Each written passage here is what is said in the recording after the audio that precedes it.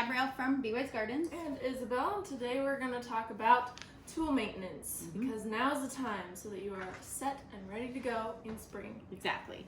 And our tools take quite a beating through the summer months. Even if you don't use your tools a ton, you leave them outside, you let other people use them, they get rusty, they get dirty. And this is the opportunity to kind of set everything up and like reset everything, kind of like we're doing with food and everything else that people do the first of the year. 2021.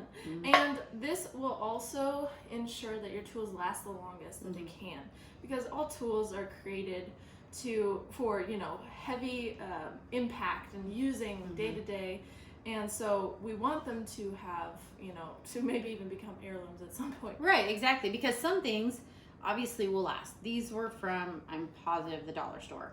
But I can make them last. There's no reason that I need to treat them like they were from the dollar store, as opposed to this is a very expensive $50 pruner that, again, if I don't treat it well, then it's garbage in just a couple of seasons because it gets too rusted or something gets chipped off of it. So we're going to start with talking about sharpening. So sharpening is something, we only do that once a year, and that's plenty, I think, unless you really chip something. Yeah, and it's a little bit different for each tool. So we'll go through the main tools that we use day to day and on most projects, and what's important to us. Exactly. And so I'll gather everything up. So in my house, I even gather up like my sewing scissors and all of my, snippers and everything, and it all goes to one place. And I found locally a sharpening guy that's actually an expert in sharpening. And you want to make sure that you're asking somebody to do this that actually knows what they're doing, because what happens when somebody doesn't know what they're doing or they make a mistake is that they'll take the tips off of things on accident because they're using like a grinder or some kind of a machine, and they're doing this kind of thing to sharpen it, and sometimes they'll turn it and they'll round something out, and that's what happened to these pruners. So then why that's important is that then when you go to cut something at the tip, it can't cut because it's round on the top now instead of pointed, as like this one is pointed. And so that's where you want to make sure that the person knows what they're doing. And that just takes a few questions like, hey, how long have you been doing this? And do you know not to cut the tips off? And what happens if you do? And that kind of thing. Because again, somebody that has a good reputation, they would replace it for you if they wrecked it. Yeah. And also another option besides having someone else do it is to learn it and do it yourself. Absolutely. We've decided together that this just isn't something we want to spend time on or focus on mastering so we don't ruin our tools. Everything has a certain angle that it needs to be at for optimal sharpness. And we always say good tools are sharp tools, because then it's less strain on your hands and your arms, and it makes the job easier, less dangerous. You don't slip or possibly, or just like you're like cranking down on something, and not only will you possibly do something where you slip and do something, but you also could damage your tree or your shrub or your rose bush or whatever it is that you're pruning, because if you get all the way through and then it doesn't really cut all the way because it's not sharp, then the bark, when you pull it away, the bark will peel down, and then that invites pests, it invites pathogens, it invites all sorts of things because the sap is now in the air. And water can settle in there and just kind of decay the tree branch or the shrub or stem and not allow it to heal in the proper way or in the optimal way. Exactly. So, what do you want to grab first? Well, we have beat this up thoroughly. We only use this if we're like in the middle of, planting something or trenching, and it's really helpful to just chop away like heavy roots or anything. You can use other tools as well, but this is a nice little lightweight hatchet.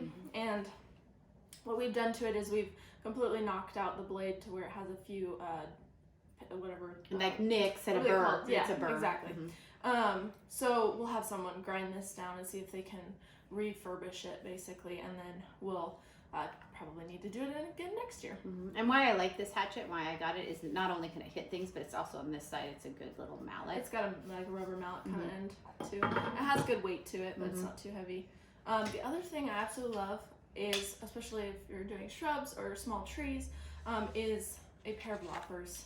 And that is the same blade that the bypass pruners are, where it has the, what's it called? Like it's an anvil and a blade. Yeah, exactly. And it presses against it, and that's why it's called bypass, because it goes past the metal part. And slices up to like an inch of a branch, or 3/4 ish of a branch.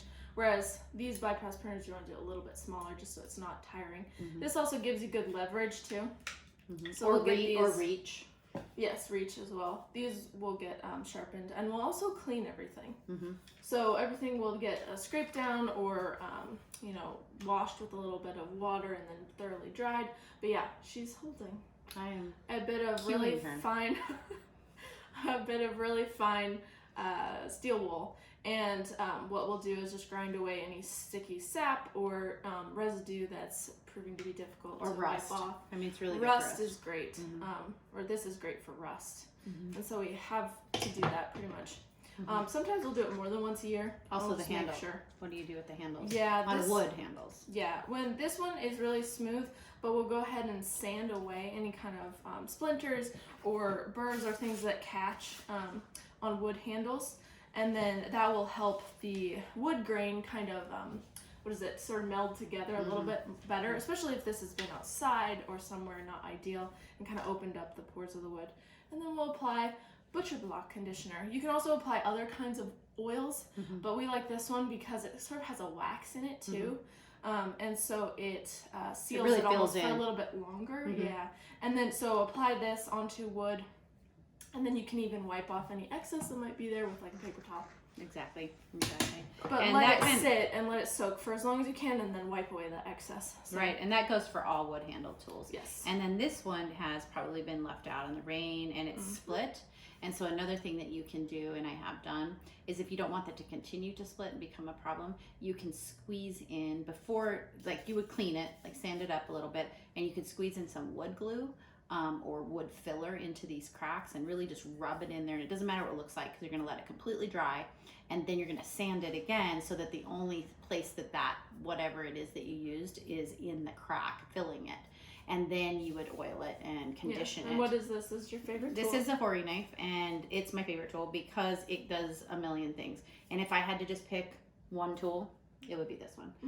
If I got to pick two, it would be these. And the reason why is because this acts like this. You can dig with it. You can use it as a dibble. You can pop things out. You can weed with it. But it also, but it also has a serrated edge and a sharp edge that you can saw with it. And so, I mean, I really like this. And make sure that if you buy a Hori knife, to get a good one, you do get what you pay for. And you want to make sure that the tang, which is the metal part, goes all the way into the handle. And that it somehow is very secure, as opposed to just being something very short, pinned into a plastic handle, and they will break in time, especially if you really are if you're really torquing it. And so this is definitely one of my favorite tools. But all of these tools are kind of, if you're a gardener beyond just maybe a patio pot, these are all things eventually that you'll find, and you can find them at yard sales. Like this was a yard sale score, and it's a really great original Craftsman, all metal tool that I think got for a couple of bucks. Got it sharpened, and it's been great. Yeah, what is the other thing? We like to oil all the hinges. Yes, exactly. Of the pruners, the clippers, and then just some WD-40. The folding saws. And sharpen, and also loosen or tighten them. Yep, exactly. Adjust them how you need to. Experiment and see what works for you. This is your favorite, right? Yes, my favorite, because I have been practicing pruning our fruit trees, and I really appreciate this for any kind of like 2-inch branch that you just need to saw off. And do it well. Yes. So you always want to do an undercut and then an overcut, right? Yeah, and this is a silky pocket saw, and it just folds just like that. You can actually replace these blades once they get dull. Instead of sharpening them, there are replacements. Just take it apart right here at the hinge, and that will most likely be easier on you, and then also it's a little less expensive too. Yeah, just to replace the blades. This one's an adjusting one, so I can do all sorts of different angles, but I love this thing. And it's one thing that also I just try to keep clean. The part where it folds in does get gunked up sometimes with debris, and so I'll just spray it out with water sometimes, or compressed air, and keep the blade as clean as I can too, even though it's that serrated edge.